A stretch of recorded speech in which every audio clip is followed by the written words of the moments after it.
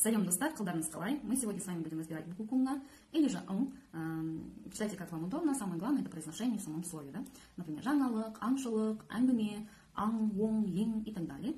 И буква кунга очень похожа, сильно похожа на простой ны, поэтому многие его путают. Мы сегодня будем учить, как не путать и правильно написать букву кунга. Букву кунга можно найти в английском языке, в произношениях настоящего времени глагола speaking, giving, coming, только без «и», тогда мы получаем настоящую казахскую букву «н».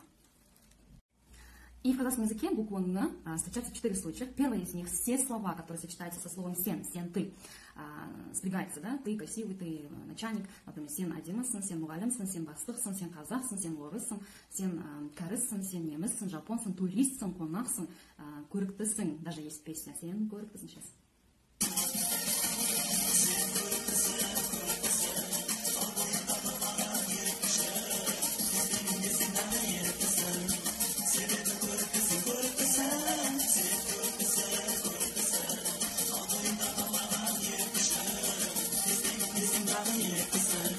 Достар.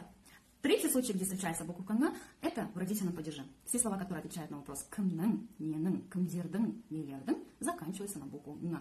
Например, компьютер, компьютердің, Каспий, Каспийдің, қағаз, қағаздың, бағдарлама, бағдарламаның.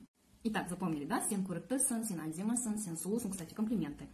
И, конечно же, во множественном числе сендер көріктісіңдер, сендер мұғалімсіңдер, сендер ақылдысыңдар, сендер жақсы баласыңдар. Когда хвалим детей, такие умными становятся они. И всегда пишется буква «н» и произносится буква «н». Мои ученики, они знают, что где-то что-то «н» есть, и давай везде пишут. Не надо. Пишут, например, «мен». Всю жизнь они говорили «мен», всю жизнь писали, но когда спрягают, почему-то это слово заканчивается на «н». Не надо. «Мен оқушымын», там нету. Запомните, «сен». Только «сен». Когда и «сендер». И четвертый случай, где встречается буква «н», это в самом слове. То есть казахские слова, которые встречаются буква «н». Я даже могу почитать некоторые из них. Әңгіме, әңгімелесу, жаңа, жаңалық, аң, оң, ең, қалың, например, қалың кітап. Ештеңе, аңыз, аңшылық, сұңқар, менің, сенің, сіздің, оның, біздің, сендердің, сіздердің, олардың, жаңбыр, таң, ертең, таңертең, қоңыр, өң, өңеш, мөңіреу, таңдану, таңдау. И, конечно же, этот список можно перечислять и перечислять. Почему? Потому что всем известно, казахский язык очень богатый язык. И чтобы хотя бы зрительно знать, какие слова пишутся на букву «н», надо стараться много читать в казахском языке. Книги, сказки, рассказы краткие. И еще новости, пожалуйста, да? Любой сайт, любой телеканал открывайте и читайте с русским, с казахским текстом новости. И записывайте эти слова с переводом. Как раз таки вы будете работать над обогащением словарного запаса.